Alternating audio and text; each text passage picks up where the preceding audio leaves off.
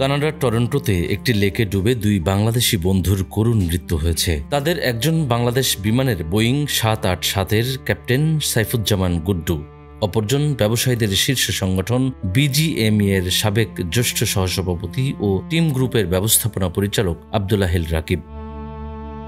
স্থানীয় সময় গত রবিবার বিকেলে কানাডার অন্টারিও প্রদেশের কাওয়ার্থ লেক অঞ্চলের স্টারজন লেকে এই দুর্ঘটনা ঘটে। জানা যায়, অবকাশ যাপন ও বড় মেয়ের সঙ্গে দেখা করতে স্ত্রী ও ছোট মেয়েকে নিয়ে গত শনিবার ঢাকা থেকে টরন্টো পৌঁছান সাইফুজ্জামান। তার বড় মেয়ে টরন্টোর এক বিশ্ববিদ্যালয়ে পড়াশোনা করছেন।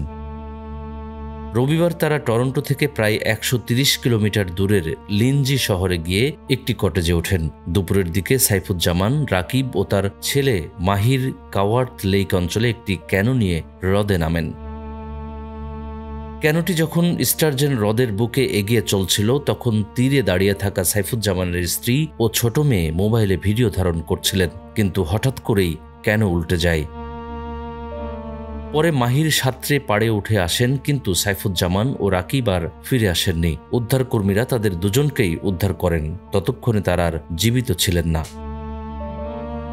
এদিকে সাইফুজ্জামান ও রাকিবের জানাজার নামাজ কানাডায় সম্পন্ন হয়েছে। আজ বুধবার কানাডার স্থানীয় সময় বাদ আসর টরন্টোর 347 ডেনফোর্থ রোডের সুন্নাতুন জামাত মসজিদে তাদের জানাজার নামাজ অনুষ্ঠিত হয়। এতে প্রচুর সংখ্যক প্রবাসী বাংলাদেশি অংশ নেন।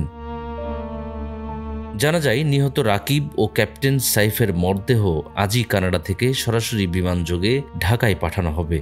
আগামীকাল শুক্রবার রাত 9:30 হজরত শাহজালাল আন্তর্জাতিক বিমানবন্দরে অবতরণের কথা রয়েছে। এরপর ঢাকায় জানাজা শেষে তাদের দুজনকে দাফন করা হবে। নিউজ ডেস্ক, আমাদের সময়।